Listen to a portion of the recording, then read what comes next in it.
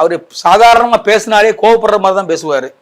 ஏதோ கேட்க வருவார் நித்யா மேடன்ட்ட, பேசாதீங்க மெல்ல பேசுங்க, ஏன் கத்துறீங்க அப்படின்னு கேட்பாப்புல. இவங்க நான் பேசலை அப்படின்னு கத்தி பேசுவார், காட்டு கத்தலாக கத்துவார் விஜய் சேதுபதி. அவர் மேடம் நான் கத்தலை மேடம், நான் பேசலை மேடம் சவுண்டாக பேசிகிட்டே இருப்பார். இப்படி அவங்களுக்குள்ள ஒரு சின்ன உரசல் வரும். அதுக்குள்ளே விஜய் சேதுபதியுடைய தங்கச்சி அவங்க வீட்டுக்கு வருவாங்க. ஏன்னா கல்யாணத்துக்கு முன்னாடி இந்த ஹோட்டல் அவங்க தங்கச்சி பேரெலாம் இருந்துச்சு. ஆனால் இவன் கல்யாணம் ஆகி நித்யா மேனன் வந்ததுக்கப்புறம் இந்த ஹோட்டலுடைய பேரரசின்னு மாற்றிடுவாங்க. இதில் அவங்க தங்கச்சிக்கு ஒரு மன வருத்தம், இது எப்படியாவது ஒரு வஞ்சம் தீர்க்கணுங்கிற எண்ணம் அவங்க மனசுக்குள்ளே வருது. இதில் அம்மா தீபா அவங்க என்னன்னா நம்ம இருந்த இருக்கையில் மருமகளை உட்காந்துட்டாலே அவங்களுக்கு ஒரு எண்ணம். இந்த ரெண்டு பேரும் சேர்ந்து விஜய் சேதுபதியுடைய வாழ்க்கையில் ஒரு புயலை கிளப்புறாங்க, ரெண்டு பேர்த்துக்கு ஒரு பிரச்சனையை கிளப்புறாங்க.